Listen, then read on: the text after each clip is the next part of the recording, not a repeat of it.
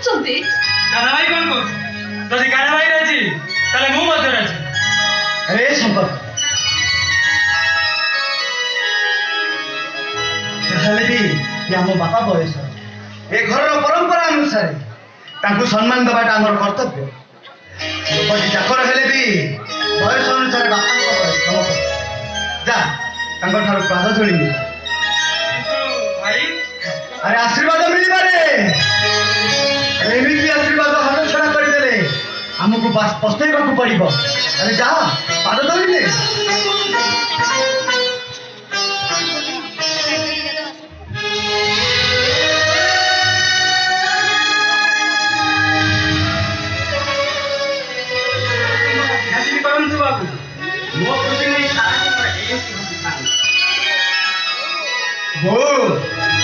କହିଦେବୁ ଏ ଘରେ ସମସ୍ତଙ୍କୁ ମଉସା କାହାର ଅଇଁଠା ବାସନ ମାଜିବେନି କି କାହାର ଅଇଁଠା ଖାଇବେ କି କାହାର ବାଲ୍ଟା ଲୁଗା ମଧ୍ୟ ସଫା କରିବେନି।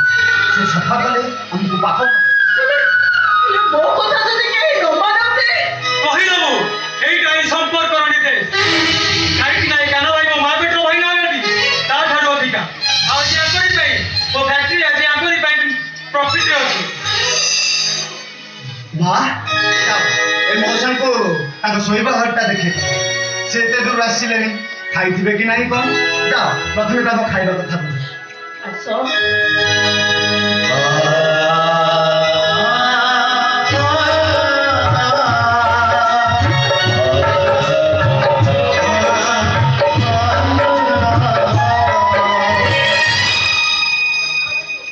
କାନା ଭାଇ ତୁ ଯେମିତି ଶାସ୍ତ୍ର ଅନୁସାରେ ତ ନିଜକୁ ସଜାଡ଼ି ରଖିଛୁ, ସତରେ ତୋ ପରି ବ୍ୟକ୍ତିତ୍ୱଟେ ଏ ସମାଜରେ ବିରଳ।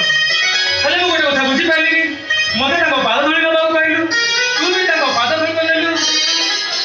ସେ କା ଅଇଁଠା ବାସନ ମାଜିବେନି, କା ଅଇଁଠା ଖାଇବେନି, ପ୍ରକୃତ ରହସ୍ୟଟା କଣ ମୁଁ ତ ବୁଝିପାରିଲିନି ଭାଇ। ଏ ସମ୍ପର୍କ ଏ ମଉସାଙ୍କର ସମସ୍ତେ ଅଛନ୍ତି ରେ। ତୋ ଭଳି ଗୋଟେ ପୁଅ ଜାତୀୟ ସ୍ତରରେ ତାଙ୍କର ଶିଳ୍ପପତି ଅଛି। ତଥାପି ପରିସ୍ଥିତିରେ ପଡ଼ି ଏ ମଉସା ଆମ ଘରେ ଚାକର ପରି ରହିଛି। ସତରେ ସେଭଳି ପୁଅଙ୍କ କଥା ଶୁଣିଲେ ମୋ ଇଚ୍ଛା ଥାଉଛି ସେମାନଙ୍କୁ ସୁଟ୍ କରିଦେବା ପାଇଁ। ଆରେ ଯୋଉ ବାପା ତମମାନଙ୍କୁ ଅଳିଆ ଅଧାରୁ ଛାଇ ବଡ଼ କରିଛନ୍ତି, ତମେ ସେଭଳି ବାପାକୁ ହତଦାର କରିପାରୁଛ କେମିତି?